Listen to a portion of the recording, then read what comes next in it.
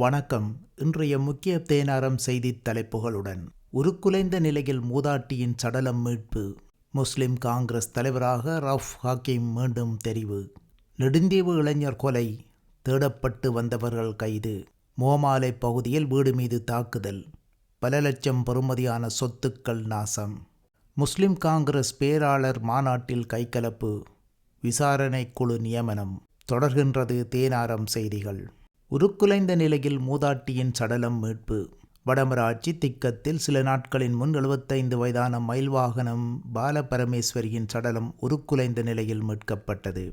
இவருடைய மகள் வெளிநாட்டிலும், உயிரிழந்த பெண்ணின் கணவர் வவுனியாவைச் சேர்ந்தவரும், இவர் குடும்பத்தை பிரிந்து வவுனியாவில் வசித்து வருகிறார் என்றும், தனிமையில் வாழ்ந்த காலம் சென்றவர் தனது மகள் வெளிநாட்டுக்கு சென்றதனால் மனமுடைந்த நிலையில் மகளுடன் தொடர்பில்லாமல் இருந்தார் என்றும் அயலவர்கள் தெரிவித்தனர். இந்த நிலையில் வெளிநாட்டில் உள்ள மகள் பற்றிய தகவல் தெரியாத நிலையில் அது குறித்து விசாரிப்பதற்காக இம்மாதம் 14ஆம் தேதி கொழும்பு சென்று தூதரகம் ஒன்றுக்கு சென்று விசாரித்துவிட்டு 15ஆம் தேதி அதிகாலையில் வீடு திரும்பியுள்ளார். அவர் வீட்டுக்குள் வந்து பயணப்பொதியை வைத்துவிட்டு குளியலறைக்கு சென்றபோது விழுந்து உயிரிழந்திருக்கலாம் என்று கருதப்படுகிறது. ஏனெனில் குளியலறை வாசலில் அவரது சடலம் காணப்பட்டது.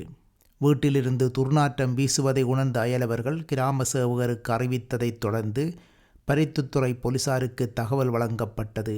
பருத்தித்துறை போலீசார் வீட்டுக்கு சென்றபோது சடலம் உருக்குலைந்த நிலையில் காணப்பட்டது.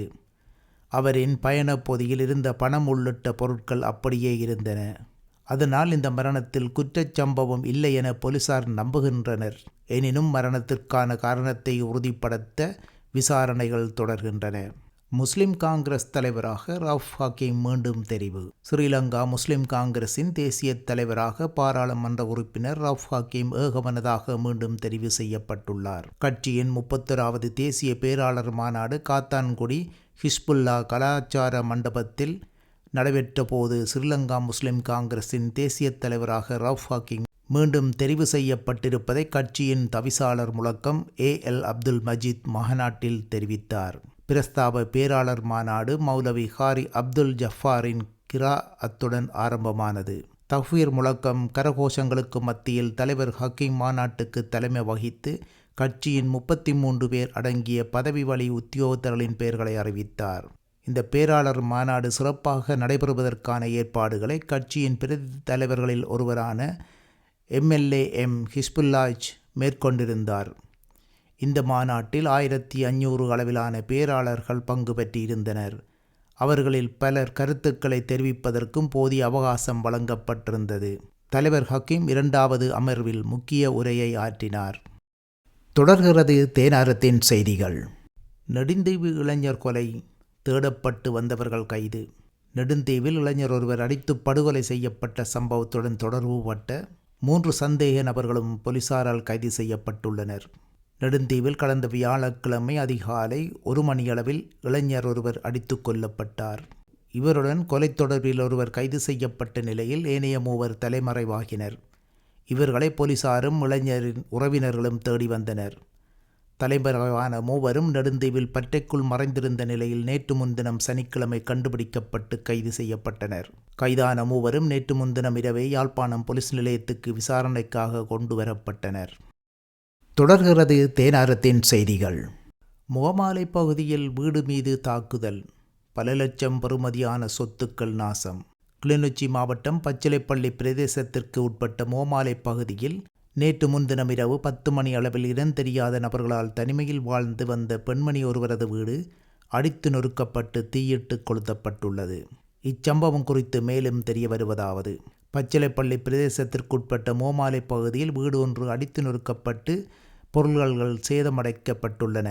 வீட்டின் சில பகுதிகள் தீக்கிரையம் ஆக்கப்பட்டுள்ளன. குறித்த வீட்டில் தாயும் மகளும் வாழ்ந்து வந்த நிலையில் மகள் பல்கலைக்கழகம் ஒன்றில் கல்வி கற்பதற்காக சென்றிருந்த நிலையில் தாயார் அருகிலுள்ள வீட்டில் இரவு நேரங்களில் பாதுகாப்பு கருதி உறங்குவது வழமையான நிலையாக இருந்தது. நேற்று முன்தினம் அவ்வீடானது அடித்து நொறுக்கப்பட்டு தீக்கிரையாக்கப்பட்டு பெறுமதியான சொத்துக்களும் சேதம் ஆக்கப்பட்டன. தாக்குதலுக்குள்ளான வீட்டின் உரிமையாளர் ராதா அழகேஸ்வரி என்பவராவார். இதேவேளை நேற்று தாக்குதலுக்குள்ளானவரது மகனது வீடும் கடந்த வருடம் தாக்குதலுக்குள்ளாக்கப்பட்டது குறிப்பிடத்தக்கது. இந்நிகழ்விலேயே நேற்றைய முன்தினம் தாயாரது வீடும் தாக்குதலுக்குள்ளாகியுள்ளது. இது தொடர்பான விசாரணைகளை பளை போலீசார் மேற்கொண்டு வருகின்றனர். தொடர்கிறது தேனாரத்தின் செய்திகள். முஸ்லிம் காங்கிரஸ் பேராளர் மாநாட்டில் கைகலப்பு, விசாரணை குழு நியமனம். ஸ்ரீலங்கா முஸ்லிம் காங்கிரஸ் பேராளர் மாநாட்டில் இடம்பெற்ற அசம்பாவிதம் குறித்து விசாரணைகளை முன்னெடுப்பதற்கு கட்சியின் தலைவர் ரவுஃப் ஹக்கீம் விசேட குழு ஒன்றை நியமித்திருப்பதாக கட்சியின் அம்பாறை மாவட்ட செயற்குழுவின் செயலாளரும் உயர்பீட உறுப்பினருமான ஏசி சமால்டின் தெரிவித்தார். கடந்த சனிக்கிழமை காத்தான்குடி ஹிஸ்புல்லா கலாச்சார மண்டபத்தில் ஸ்ரீலங்கா முஸ்லிம் காங்கிரஸ் கட்சியின் 31வது பேராளர் மாநாடு நடைபெற்றது. இதன்போது சம்பாந்துறை பிரதேசத்தைச் சேர்ந்த கட்சியின் 2 ஆதரவாளர்கள் குழுக்களிடையே கைகலப்பு சம்பவங்கள் இடம்பெற்றதுடன் 3 போலீசாரினால் கைது செய்யப்பட்டிருந்தனர்.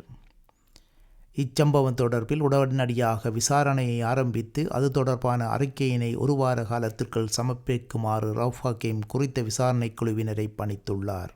கட்சியின் செயலாளர் நாயகம் ஜனாதிபதி சட்டத்தரணி நிசாம் காரியப்பர் தலைமையில் தவிசாளர் AL அப்துல் மஜீத், கிழக்கு மாகாண முன்னாள் ஆளுநரும் கட்சியின் பிரதித் தலைவருமான கலாநிதி ஹிஸ்புல்லா ஆகியோர் இக்குழுவில் அங்கம் வகிக்கின்றனர்.